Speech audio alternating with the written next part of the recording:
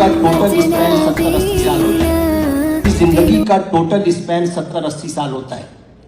बकौल John area के कि हम बेहतरीन, अमीर तरीन, खूबसूरत तरीन और ज़हीन तरीन होने के बावजूद हमारा अलमिया यह है कि हम एक दिन मर जाएंगे।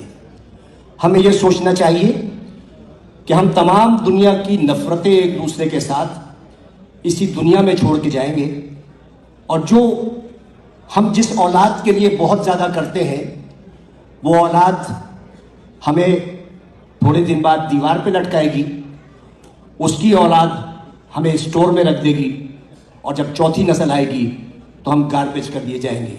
हमारी दुनिया में इतनी हकीकत है और इतनी हैसियत है, मैं दावे से कहता हूँ कि इस महफिल में बैठे हुए 10% लोगों को भी अपने दादा की शक्ल या परदादा का नाम याद नहीं होगा।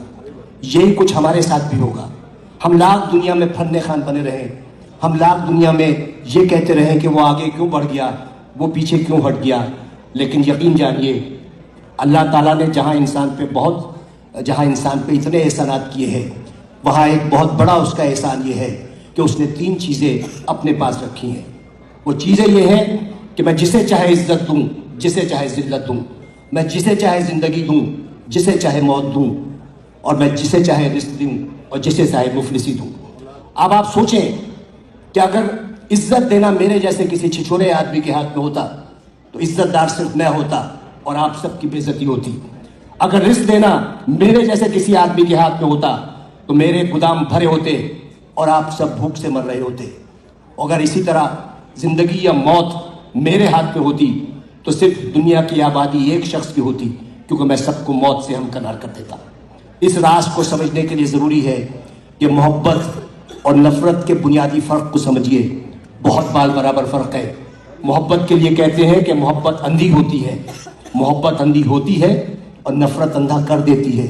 मोहब्बत चूँकि पैदाइशी तौर पर अंधी होती है, लिहाजा वो जीने का हुनर जानती है, और नफ़रत के सफ़र में आप आधे वक्त बीना होते हैं और बाकी वक्त नाबीना होते हैं।